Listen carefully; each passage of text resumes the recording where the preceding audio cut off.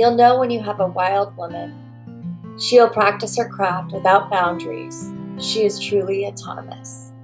Her loyalty is only to the family she serves, a midwife who will not allow herself to be held back by a system she didn't create.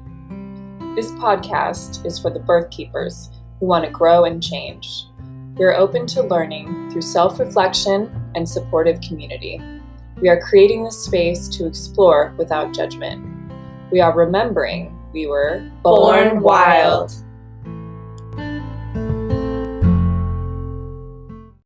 Hello, everyone. Welcome back to the Born Wild podcast. I'm one of your hosts, Sophia. And today I have with me Alisha from Cultivated. And I'm excited to hear what she has to say. On her Instagram, I saw her talking about the lie-in period. And that is a topic we haven't talked too much about. So we'll see where else the conversation leads us. But Alisha, would you like to introduce yourself?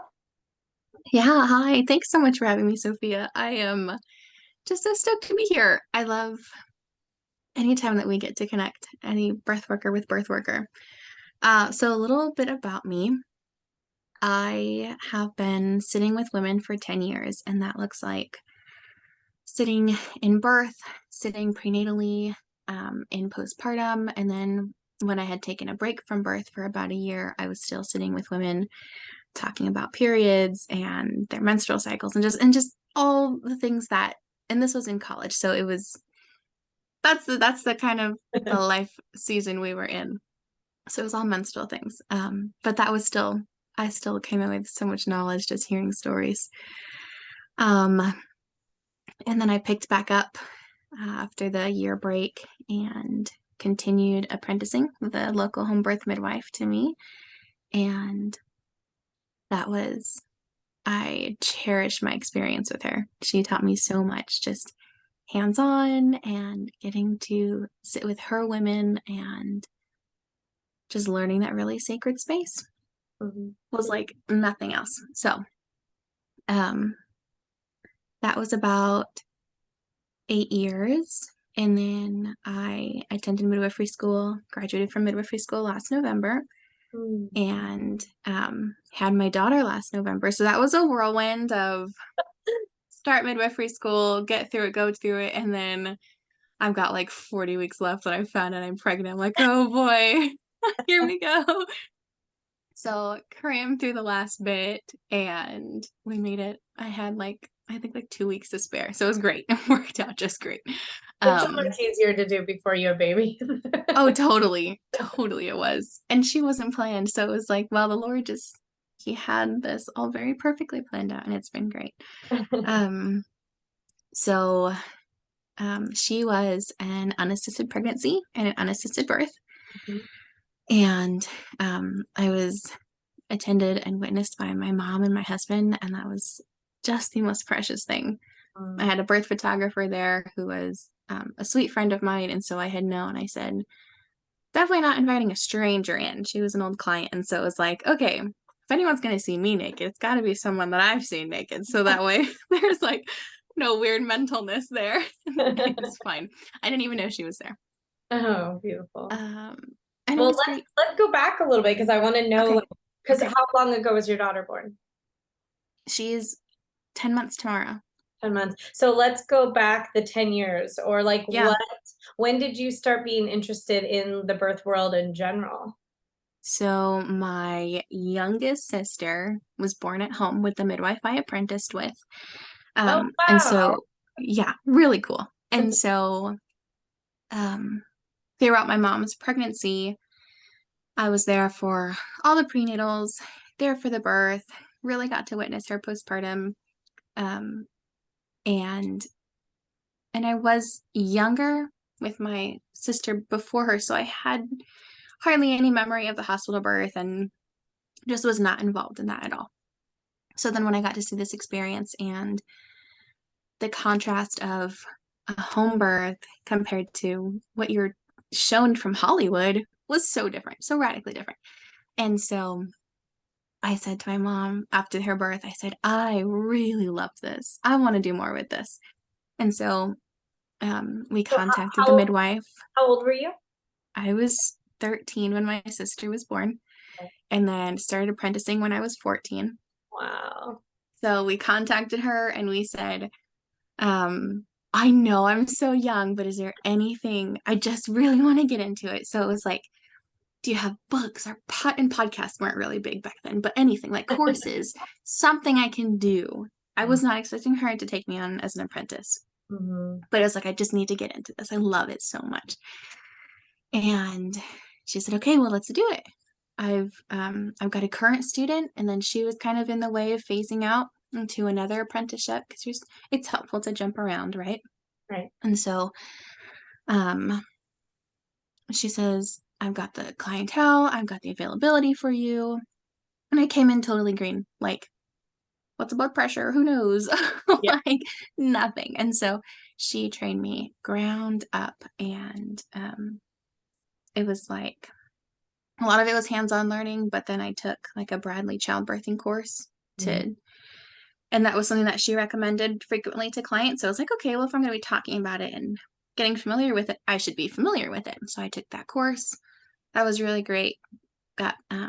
I made a really great connection with the lady who was teaching, and to this day we're still friends and still collaborate on some things. And then just the normal CPR, NRP kind of things I took, but it was all self-study in the books. Whatever came up prenatally, I would go home and study and find it for myself. And then that's just how it was. So then we had done that for 8 years, and I was like, okay, I'm feeling really good. Like I've got tons of knowledge. I'm feeling competent, but I knew there was more I was missing. I knew there was gaps in my knowledge because birth is just so normal. You don't see everything. You don't come across I have a everything. question, Yeah. detailed. Did Okay. she kept you on for 8 years? Were you her only student, or did you get to see other students come in, or how I was her only student. only student? Yeah. Yeah. Sometimes there would be other women coming in, and they would like they were throwing around the idea of midwifery, so they would attend a couple prenatals here and there, or they would come be like an assistant for a birth, but I was her primary student the whole time, which was really great. I loved the attention, and we formed a really cool relationship. Yeah, I bet. Yeah, so 8 years, I felt like I had gaps, and I said, I feel like I'm ready to go serving women how they're calling me to, but I know I have gaps to be able to provide them with full knowledge. And so I found a midwifery school that fit my needs really well, and graduated from that, like I said, last November. And then here we are in January, so the beginning of 2023. I opened my. Were you happy with that schooling? Super happy. Yeah, what school? It was Indie Birth Midwifery School. I was really happy with their, like, they brought together so many minds collectively to give you your information, and it was exactly what I needed. I loved it because I wasn't getting as much as I needed from births, with them being so normal and with prenatals just being straight normal. And then I realized there was like rabbit trails I wouldn't have known to go down to continue expounding my knowledge,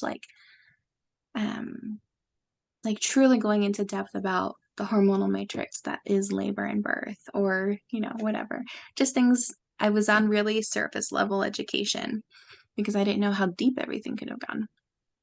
So I really liked having a curriculum and having someone to walk it through. I really needed that, and I enjoyed it. Yeah. So then the beginning of this year, I opened my private ministry, and I'm not a midwife. I don't claim the title midwife. I serve women much deeper than that, I feel like. And all the midwifery knowledge and experience that I've gained has really given me a step up to educate my private members, to give them full information so they can make their decisions in whatever decision that looks like, but then just be able to walk that with them and whatever they're asking for, to say, yeah, let's do it. Let's walk that together. And it's really cool watching them be the sole authority in their pregnancy. Yeah. And just seeing how that plays out has been really special. Can you speak more about the home birth ministry? Because I know there are a lot of people who Yeah. are either considering birth work or student midwives right now, or are licensed midwives contemplating if they want to keep their license. Could you talk a little bit about like why you chose the school you did, and the choice to not be licensed, and just that process for you, and the type of keeper you want to be, and why you're not going certain directions? So throughout my apprenticeship, and then through the couple births that I got to assist in, or it was only like a handful of prenatals that I got to just shadow other midwives in. So I got like a little bit of dabbling in how other midwives operated. And I say other as in like compared to my main apprenticeship. Who was a licensed midwife or no? Yes. Yeah, she was. And so I got a dabbling of a couple of midwives and how their protocols and just how they serve women. And throughout those 8 years, I had seen women turned away for their babies being breech, turned away for being 42 weeks, or just you're sitting in the office and they're 41 and 5 and they come in tears, and it's almost like, sorry, there's nothing we can do for you. I know this isn't anything you can help. And it was just gut-wrenching to see these midwives who didn't want to follow these rules, but they were put under these rules. And so it was really hard to watch their internal battle, watch the women's battles, and just kind of like how it was always her body at fault when there was no one at fault here. It was just really hard to watch that kind of time and time again. And it was like, there's got to be a better way. There's got to be a better way. When I started apprenticeship, California had the path of you apprentice for 5 years and you can sit and challenge the board and you can get licensed. And so that was my original plan. And I was about 3 years in, and the laws changed. We had to go to an accredited school and then you could go and test. And so I said, well, that's not, I don't want to do that because none of the schools really aligned with what I wanted. And I just couldn't find anything that was fitting. So I said, you know what, we're just gonna keep trekking and something will come along and it'll be fine. It'll work out. And so I kept going and never had formal schooling in mind because I just didn't know what to do. And I didn't know where the future was going to take me. So I said, we're just going to keep serving them and it's going to look the way it looks and whatever. And then indie birth somehow they came across my sphere. And I really fell in love with what they say is that they balance the sacred and the science. And so I really wanted, for example, knowledge on herbs for postpartum hemorrhage. But I also wanted the knowledge of Pitocin. What if I wanted to and did carry both? I wanted the knowledge on both of them. And so I chose them because they had that really great balance of, we're going to teach you this natural side, but at the same time, we're going to have OBs come in. We're going to have them teach you this side, or we're going to go really extensively into lab work. Those kind of like sciencey types that don't click super well in my brain and that weren't a huge emphasis in my learning. They were done. They just weren't a huge emphasis. And so it was kind of lacking in my brain. Like, okay, definitely have gaps there. So finished with them and felt like that felt really solid because it was just building on the foundation that I had from all the years prior. It's like, oh, I so remember, XYZ happening and this is how we handled this, or this woman came in with this thing and then this thing was suggested, and oh, well, now I know, this and this could have been suggested or whatever. Yeah. So many scenarios that it was like, oh, there was just a lot I was missing. So really loved my education with them. And the way they teach you is they're not, you must license. They're not, you could never license. They're pretty even keeled, I found. Some of the girls I was going to school with, some of them went on to choose licensure and some of them went on to not. And so it was like, you were pretty well-rounded, whatever with the education, it well-rounded you to choose whatever you wanted to. And I knew I didn't want a license for all the reasons I said. And most of it was I just couldn't turn women away for things that weren't their fault. And I just had to be true to myself. I know there are absolutely midwives who are out there who will say like, oh, it was an accidental breach, we just didn't know, and then they fudge the paperwork or whatever. There's so many things that can happen. And it just didn't feel right to me to be lying about it. And not saying that that's not right for anybody to be doing. That's not my business. But for how I wanted to serve women, I wanted to serve them just full out in the open. And that's just, it's been really good. It's felt really good to my heart. And obviously there was going to be some fear serving the way I serve. And there was also going to be fear serving if I was licensed. So it was going to be like, because you would be fudging the paperwork and doing exactly. So it's like, if I license, I'd be saying, here's the first nail in my coffin, because there's no way in heck I'm going to follow these rules. So it's just like, yeah, which one do I choose? And I went back and forth for a really long time. And even to this day, there are times where it's like, I should just get licensed. I should pay the money to go do the, I don't think California PEPs anymore. Whatever it is, I don't follow it anymore. But what part of licensure is the carrot for you that like tempts you on occasion? Like, what piece, if you could have it, ooh, yeah, would you want from the licensure? Community. It's definitely the sisterhood, and I know that it's not all sunshine and roses. The community of birth work, even on this side, it's not. But it's the title of midwife. You feel good holding it. You can say, I'm a midwife, and everyone knows what that means. But at the same time, I'm also coming to find that there was a lot of ego sitting behind that for me. Why do I want to climb midwife? Why? Like, what does that mean truly in my heart? Would that change, like, subconsciously how I serve? Would it would it tempt me to serve less boldly, to make sure these women aren't soul, like right now I've got a lot of bases to cover, but they're good bases. They're bases that make sure these women know fully what they're doing and they're totally in charge, and they are aware of it. And these women that come to me are like, we're gonna home birth without you, but we would love to have your support. And that's the kind of people I want to be serving.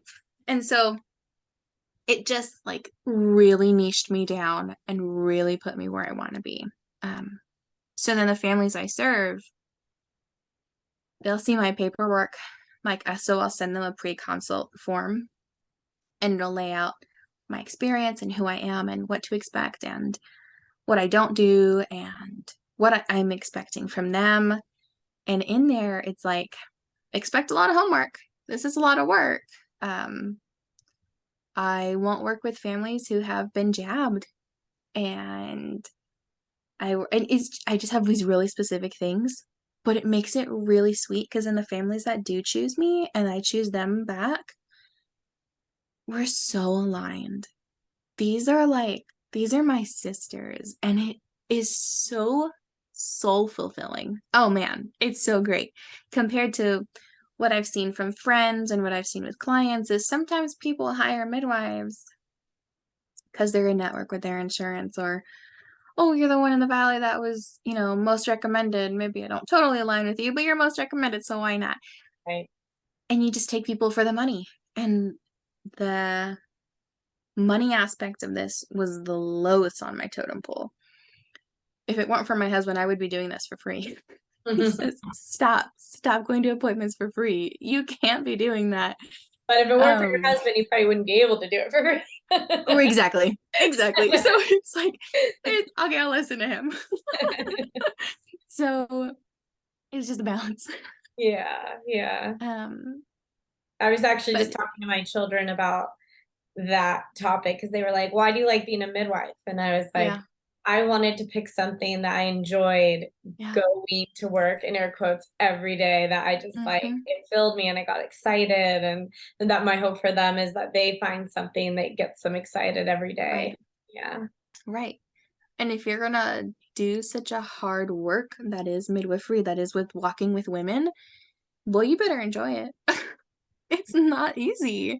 It takes so much from you, And but the it's so worth it. community that you maybe feel you're lacking, is it because there's just not a lot of women supporting families the way you're supporting, or is there this feeling of needing to be quiet about what you do, or where are you with Mm, that? Like what is holding you back from community? Or are you like yeah. ostracized from licensed midwife community? Like they don't see you as equal or part of their community?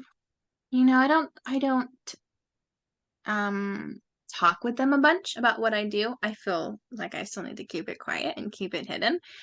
And there are a handful in my valley that I'm pretty sure know what I'm doing. I know more or less the extent of how I serve. Um, and I more fear, it's the people pleaser in me, right? I more fear what they think or if they'll turn me in kind of a thing. Um, so yeah, I am still in the phase of let's kind of keep quiet about it. And I mean, I have a website. I'm out there. I call myself a traditional birth attendant. Um, just because California is so funny with midwife. I won't touch it. Yeah, that said, like there are things that, you say what you do and what you don't do. hmm But there's certain things on your I don't do list that are hmm potential for you. Yeah, I don't carry medication. That's my number one. I don't carry medication for anything.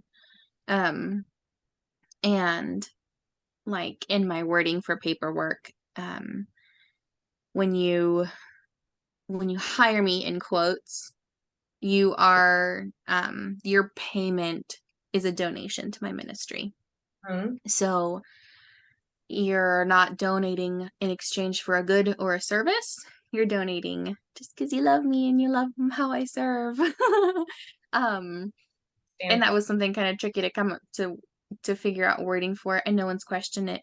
But so protective would be wording that I use, and then I drew the line at medication because in California you have practicing midwifery without a license is practicing medicine without a license. Um, and so that's one side of it. But then it was like, okay, if I'm going to carry medication, that feels like 7 times worse. And I don't even want to touch that. So medication was a hard line that I drew. Does indie birth, is this like part of the curriculum, is like Mm-mm. how to navigate this? Because I know they have like PMA or PHA course that they, will help people create Yeah. to give them these, freedoms and protections. So I wasn't sure if that was like a part of it for They you. have a really short section on it. Okay. And so I Like chose them ridiculous. yeah. They I chose part of the reason I chose them was because these midwives were also unlicensed. And so I knew when I was, considering them, I knew that that was a possibility for me. And so I said, "Oh, they're going to have the lingo. They're going to be doing it already. Let's go with them."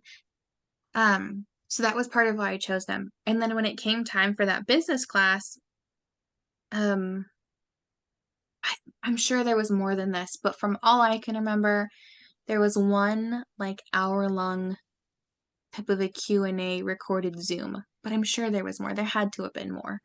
My memory is so spotty. Yeah. So Well, and spotty. when you did it, maybe there could be more now. Totally. Right. So, I then went on to talk with just a couple different PMA advisors and figure out who really fit me best. And so I went with this gal in Texas who she's an unlicensed chiropractor in a state that quote unquote requires licensure for practicing chiropractics. And she writes the PMA paperwork. And so I said, "Oh, I really love that she's in the same boat as me. Yeah. And she's in the health sphere. So instead of choosing someone who writes paperwork for in-home preschools, I wanted someone who wrote paperwork for kind of a health sphere. And I knew we were going to be along the same lines, and it was going to be really easy to navigate that with her. So chose her. She wrote my paperwork up. Really great experience with her. And since then, she's gone on to write paperwork for a handful of other midwives that I've sent to her, which is really cool. And they've all got their own ministries. Another gal local to me has a ministry, and I know of a gal in Montana. And so it's just been a cool, you do end up finding your community. It's not like I'm ostracized from everybody. We're friendly. I do want to talk about the lying period. I feel like I'm lying to people if we don't go there, but I want to talk about too. We'll get there. Yeah, I want to hear about like your choice in having, you said unassisted pregnancy, some call wild pregnancy, unassisted, or free birth, versus having a licensed midwife or even a birth attendant, radical birth keeper, whatever you call it. Can you walk us through like your choice around those? Yeah, so it wasn't anything against licensed midwives. We have amazing ones in my area. So it definitely wasn't anything against them. It was in the beginning of my pregnancy, my husband was working to get into the military, and so he was working to get into the military. He got accepted, find out I'm pregnant, and then he goes off to boot camp. So then it was going to be, okay, well, by the time he's at a boot camp, he's going to be in a school out in South Carolina. And so I didn't want to get attached to anyone here. And I said, I'm just going to do my own prenatal work until we move, and then we'll find someone out there. And that was how it started, was I did intend to have a midwife with me. What did your prenatal care look like? When you it turned out to be nothing. I was gonna say, but like when you said prenatal work, I wasn't sure. Well, because I had really great intentions in the beginning, and then they all fell through. I think I ended up doing my blood pressure 3 times. And that was just because end stage pregnancy, I got some really crazy swelling, which come to find out is normal in some women. And so it was just like I was making sure all my boxes were checked, and I wasn't being naive and missing something. So I did my blood pressure like 3 times, and every trimester that came, I was like, I'm gonna do blood work. I'm gonna do blood work, and I just kept chickening out, and I never did blood work. And so, I mean, like the nerdy part of me really wanted to see my own blood work. And before I was pregnant, I was thinking, you know what? I'm going to get on Medi-Cal, and I'm going to go see an OB, and I'm going to tell them what's what, and I'm going to see what these women are experiencing. And that way I can really relate to them when they come to me. And then it came time. I was like, I couldn't be bothered. So who knows? Next pregnancy, who knows? So when my husband was here before he left for boot camp, I really wanted him to get the experience of being in a prenatal with a midwife and getting to know somebody. And just like, because I'll tell him about it, and I can explain it to him and take photos, but there's just something about sitting in a prenatal with a wise woman that you just have to experience. And so I contacted one of our local midwives, and she was busy. I think it was off call. She went on vacation. That's what it was. She had a pre-planned vacation for November for when I was due. And so she was not in the equation to be able to attend me. And she was my first choice. And so she would do like a la carte prenatal care with us. And so I said, okay, well, my husband's leaving this week. Let's schedule one for this week. We had done an ultrasound because I wanted to find out gender. I wanted to know where my placenta was, and I wanted photos. And so I contacted a local boutique to us, and I said, I literally want a 10-minute ultrasound. I want this, this, and this, and that's it. What are you going to charge me for that? And so we went in, did the 10 minutes, found out gender, kept that a secret from everybody except for my parents for the whole pregnancy. There was maybe 2 or 3 friends sprinkled in there that we had told, but the majority of everyone, no one knew. And so that was fun. And so we did the ultrasound, and then we had one prenatal, the two of us with that midwife. And that was really great. We listened to baby and just kind of talked about fears and just plans. And it was just and I wanted just like some sister time, just to sit with someone. And so that was really great. And we sat in her office and we had tea and we just chatted, and it was like an hour long, and it was so nice. It was really great. And then my husband left the following day for boot camp. And he was there for a month because his religious exemptions got denied. Oh gosh. Yeah. So, and he went in there with religious exemptions in his file, and they said, no, we're not doing those. You got screwed. Go home. So, he felt very called from the Lord to say, nope, I'm going home. It's not worth it for me to stick around, because it was being mandated. The newest jab was being mandated. And so it was like, okay, is that, is it worth it to follow through with that for the potential dangers, right, that it might cause to you or to our family? And he just had abundant peace in saying, nope, not worth it. Go home. So he was there for about 5 weeks, came home, which then we didn't end up moving to South Carolina because we didn't have to. Mm-hmm. So the intentions of me having to go look for a midwife in South Carolina never happened. Never followed through with those intentions. And we stayed home, and I kept like mulling over the different midwives in our area, and it just felt really good, and I had so much peace in my heart to keep it really just the intimacy of my mom and my husband.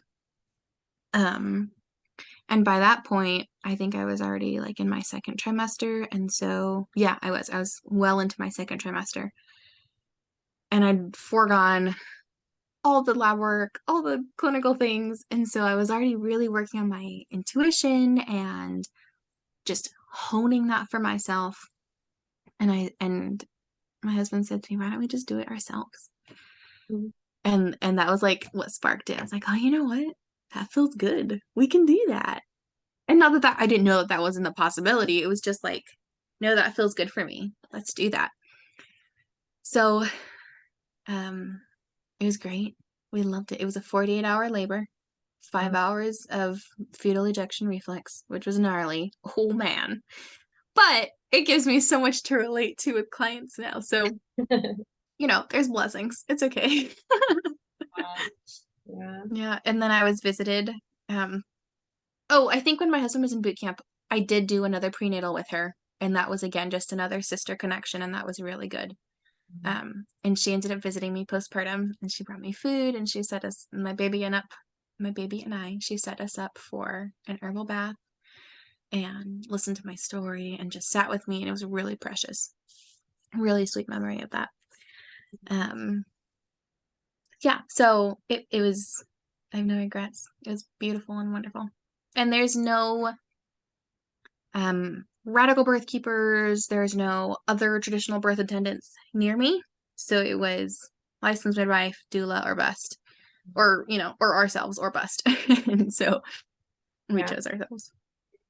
Well, since you were just talking about your postpartum, I'd love for you to share about maybe how you set yourself up postpartum, or maybe how you, like, the things you loved, or how you wish you had done it, and what your advice is for families. Because I do want to talk about that, like, lay-in period. And I wanted to talk about like ice versus heat, and just like all that, how to set yourself up for success. Yeah. Okay. So when I went searching, like, okay, how to plan for postpartum, what do I need for a successful postpartum?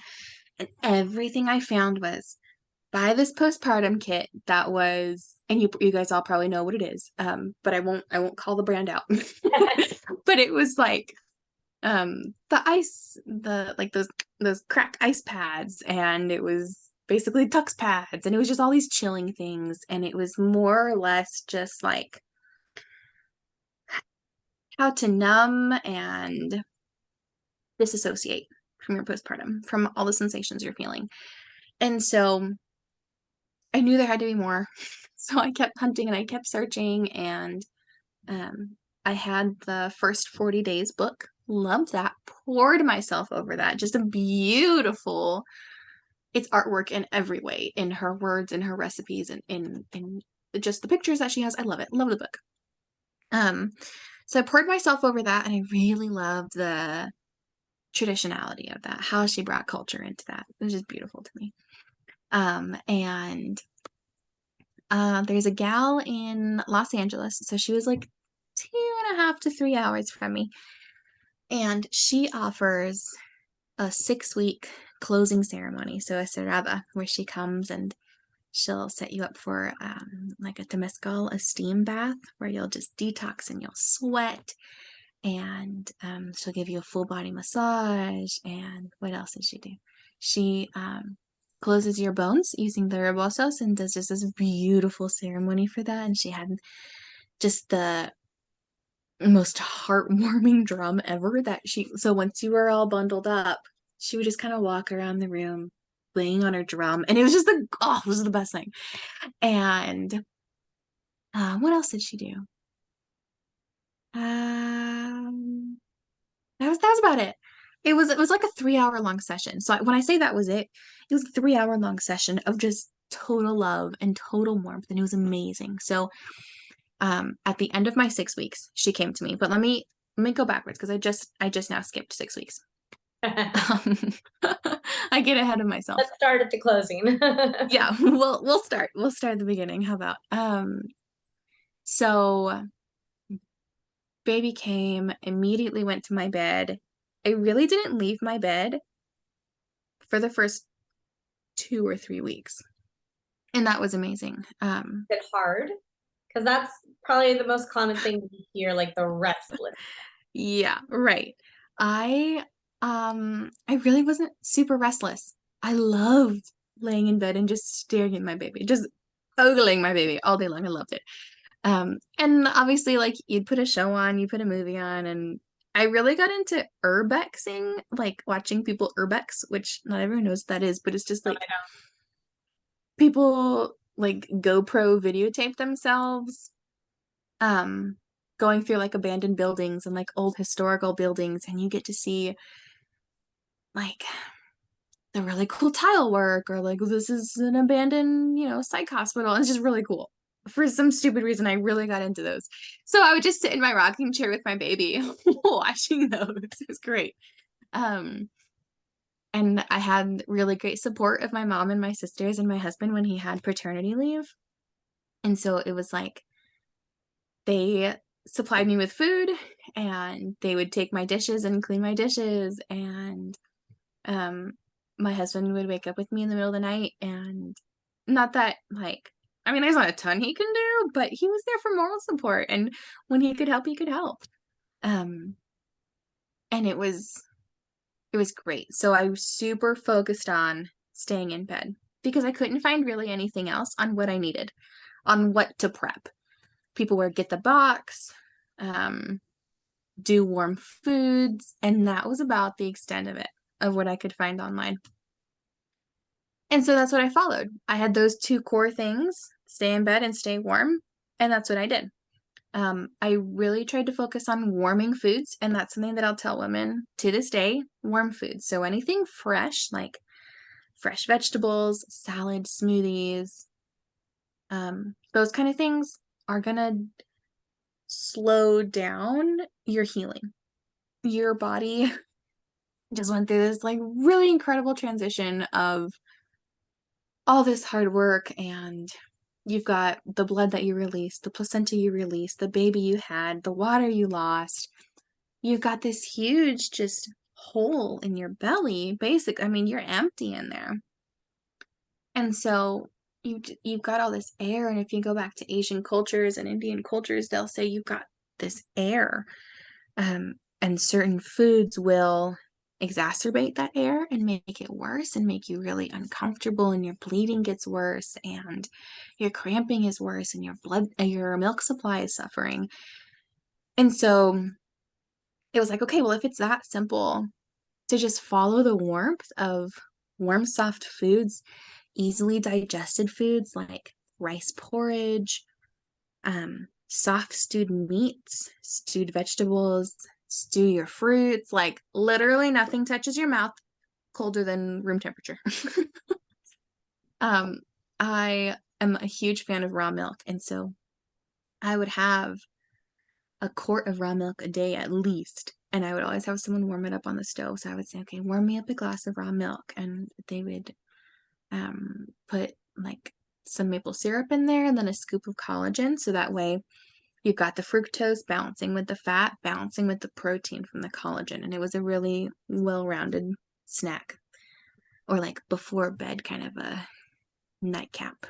And that was super easy for me to ask people to go do. And when I was prepping, when I was prepping for postpartum, what I would do is I took all the recipes and like foods that I really loved, and I wrote them all down. I said, here's a bunch of recipes, so I know you know how to use this. And I had prepped to have those ingredients in the house, and I chose ones that were really easy and like need a manual rough. for partners, postpartum. Yeah, right. And that's what I said. I said, there's got to be more, right? Why isn't there more on this? A lot of the mental load still falls back on you to give instructions of the type of care you need. Yeah. Right. So then to say, okay, it's been, I mean, you could totally just say, okay, feed me every 2 hours. But then they're like, that's a lot of feeding. What am I going to feed you every 2 hours?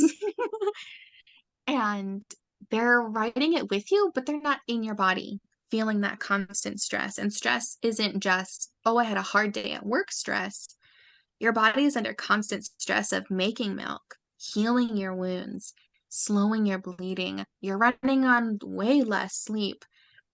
Your mental load is much heavier. You're trying to figure out this stinking baby that you're now just home with, and you don't know what to do with. So it's just like, there's so much. And yeah, there's just a really hard, it's a large mental load. So then I made lists and I made recipes and I had them all out there, and I said, okay, can you go make me this? Or can you start me another pot of congee? I had congee every single day for the first 8 weeks. And congee is just like a sweet, spiced rice porridge. And it comes from like an Ayurvedic perspective, which is kind of Indian healing.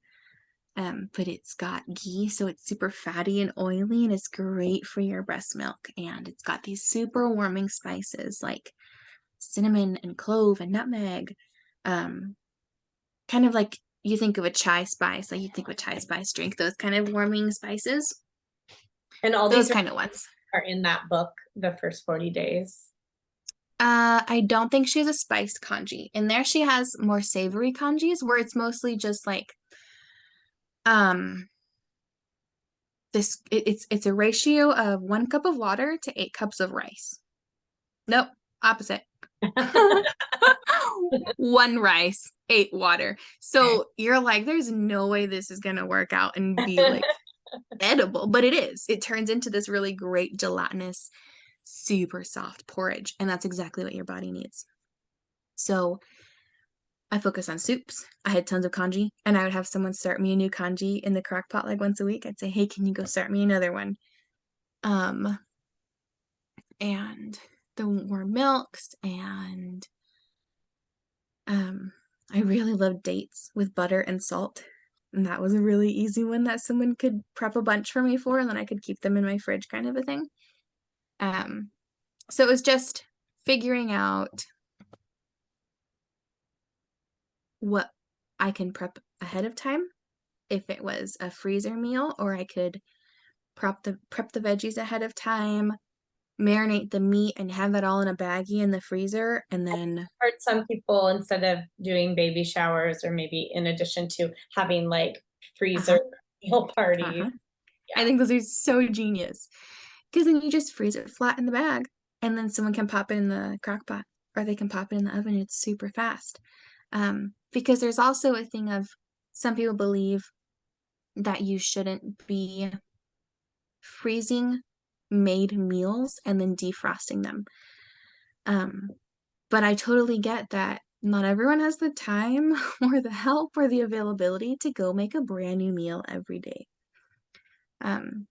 So that's why it's helpful if you are freezing everything raw and then you can crock pot it or instant pot it, which is super helpful. Instant pots are amazing for postpartum, you guys. Amazing. But if you need to hit the easy button of, okay, I'm making spaghetti tonight and I'm going to double it and then I'm going to freeze that second batch. That way, postpartum, someone can defrost it. Totally hit that easy button because food is better than no food when you're under this stress that your body is going through. So hit the easy button if you have to. And what about, you were talking about those ice packs that you crack. What would be the alternative for that? So when you're thinking about healing a wound, particularly something like a birth tear that you're just kind of open and exposed and it's raw and there's a lot of things that just happened down there. It's not just like, oh, I cut myself with a knife. Totally different. So in that case, you can use the ice.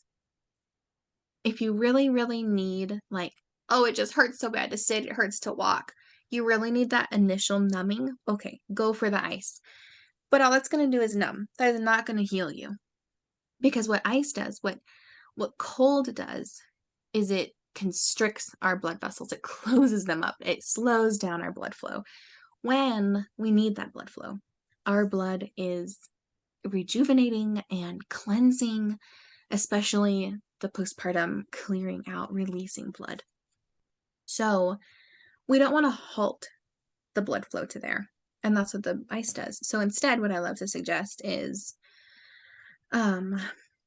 you can buy your, 2 or 3 herbs, or online you can find like a sitz bath pre-mixed blend of herbs. Yeah.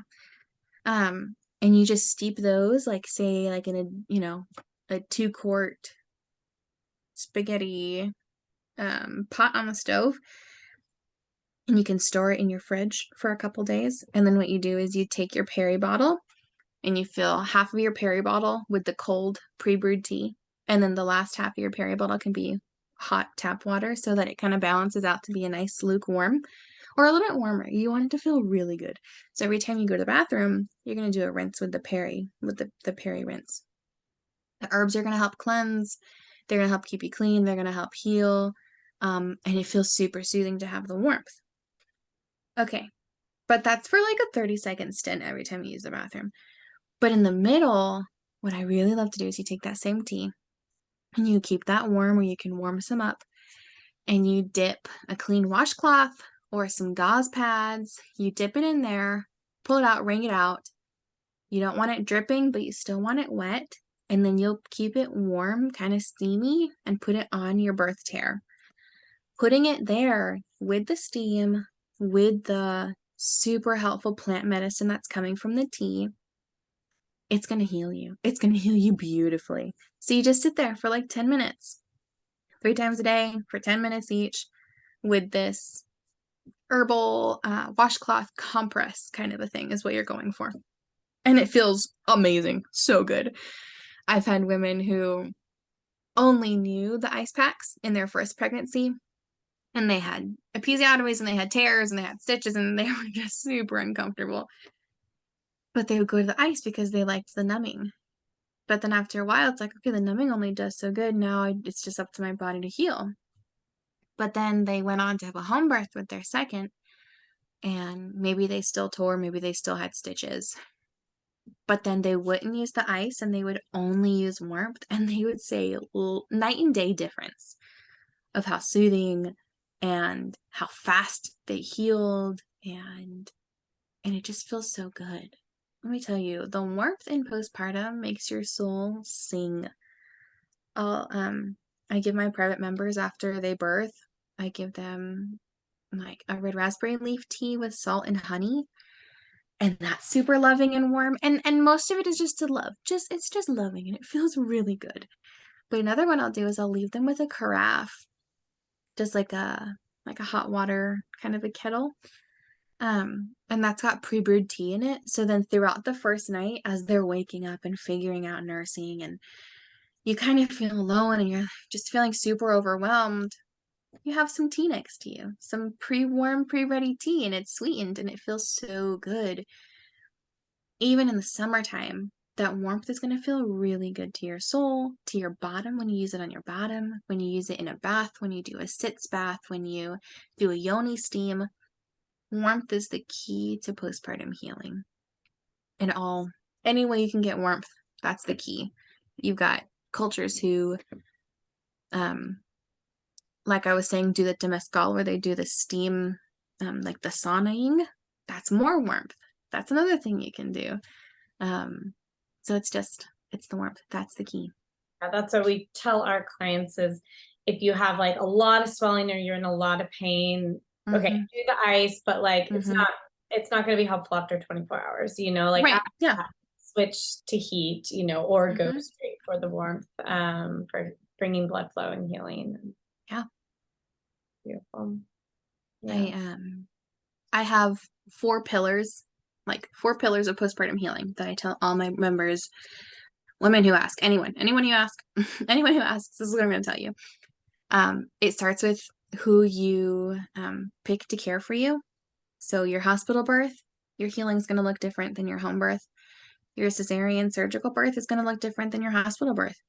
Your unassisted birth, healing is, and that's not even the gold standard. I'm not saying that's the gold standard. None of these are the gold standard.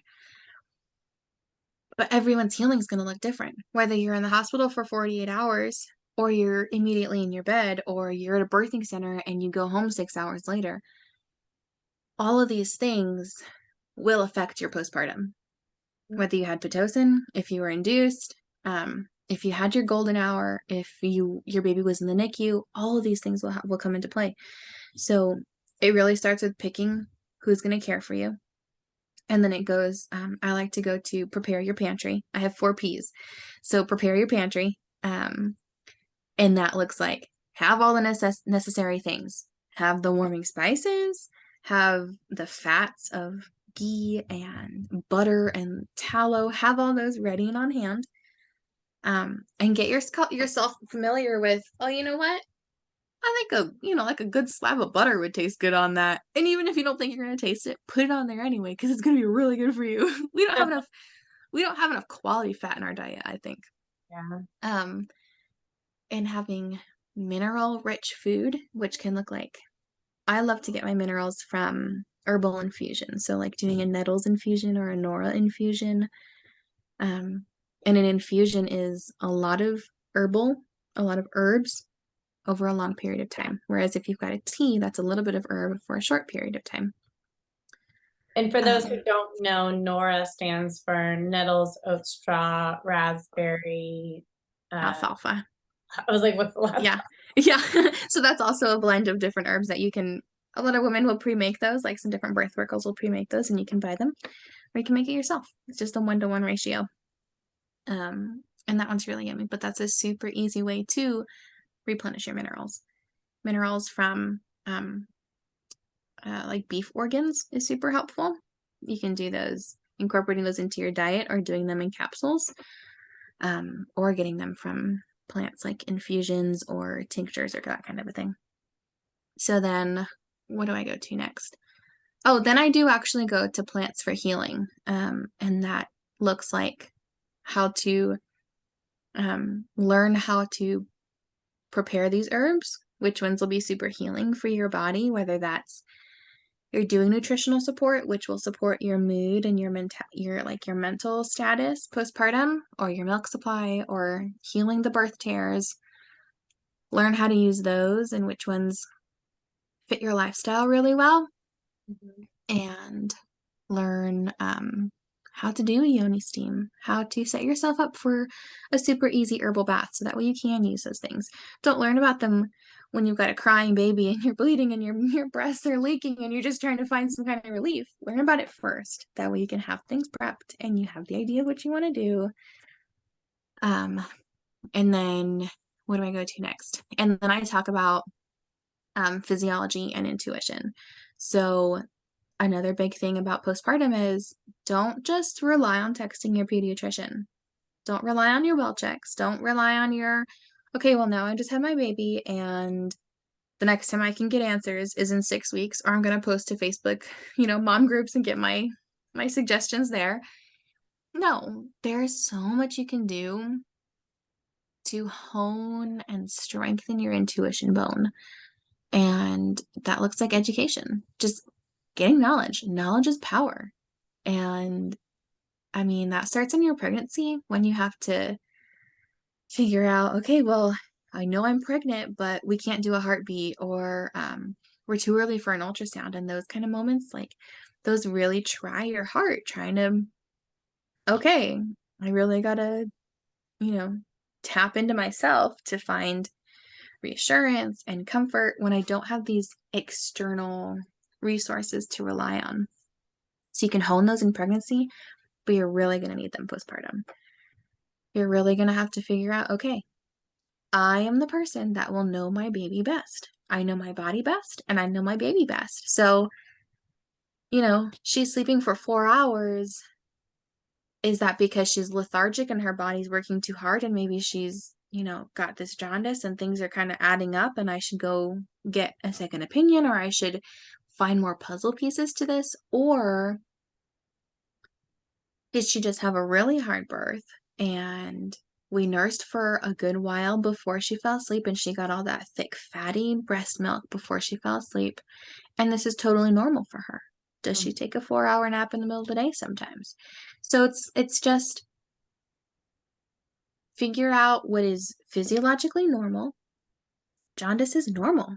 If your baby doesn't have a liver issue, if you don't have a liver issue, some kind of blood, incompatibility, if you didn't do certain jabs when they were born, then this jaundice is normal. They have to work through that. And so finding out what are the signs of that being normal and how does that line up with my baby? What is that telling me? And that leads you to make your next decisions. And there's so much power in knowing when your baby's normal and being able to say, no, she's okay. I'm trusting her and she's not asking for help and everything's, all the boxes are being checked. So having that peace of mind and honing the skill that you will need for the rest of your baby raising season is huge. You need that. Yeah. It can be hard too when there's like underlying anxiety that some women carry to differentiate between like your anxiety and your intuition. Right. The way it's come across for me is my intuition is usually very like to the point, not a lot of dialogue around it, not a lot of story. It's just like matter of fact. Whereas like fear, anxieties, or worries have a lot of like storytelling and dialogue of like what I've heard. But it's usually just like other people's stuff, not my own. Right. So what are you holding? Who told you that? And what trauma did they have in their past that they could be reflecting onto you? So sure, mom groups are great on Facebook, but they've all got their own stories, their own lifestyles, their own diets that they're following. No one's story is going to be exactly the same. There is no black and white in birth, in pregnancy, in raising your babies. And I think too, like learning how to receive and hear the stories and then to educate yourself about what's true. Because sometimes you don't know that something's even an option until it's, brought to you and you're like, whoa, I didn't even consider that, that feels true for me or not. But, so being able to like hear what other wise women are saying, and then being able to fine tune what is true for you and your baby. Yeah, so having that collection, that community of wise women around you, and then you have to be around you. It could be your mother-in-law who you really admire, but she lives states away, right? So it's just find that community, whatever that looks like for you, and really cling to them, because this is the time to cling to your community. Definitely. Well, this was such a beautiful conversation and so necessary. I think our listeners are really going to enjoy it, whether they're getting ready for their postpartum or getting ready for their midwifery journey. There's a lot to this conversation. So thank you for joining. Do you have any resources that you'd like to, if people want to reach out to you, or any services you offer, maybe the area you live in too? We can add it all to the show notes. Yeah, so I offer virtual care, and you can find my virtual care through my website, birthcultivated.com, or you can find me on Instagram, birthcultivated also.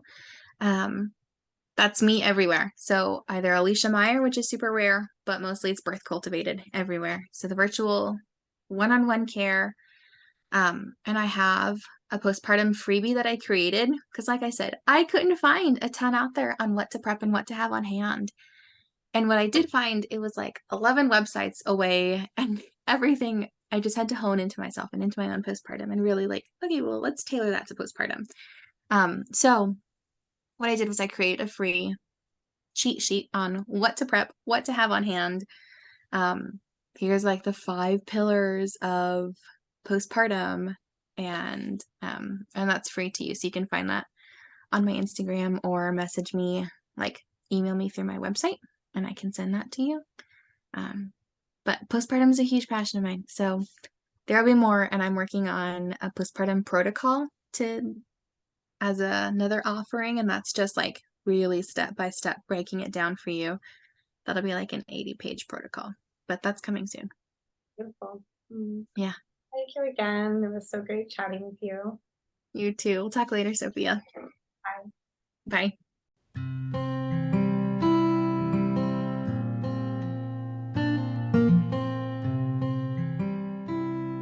Okay, everyone, that's it for today. Thank you for listening to the Born Wild podcast.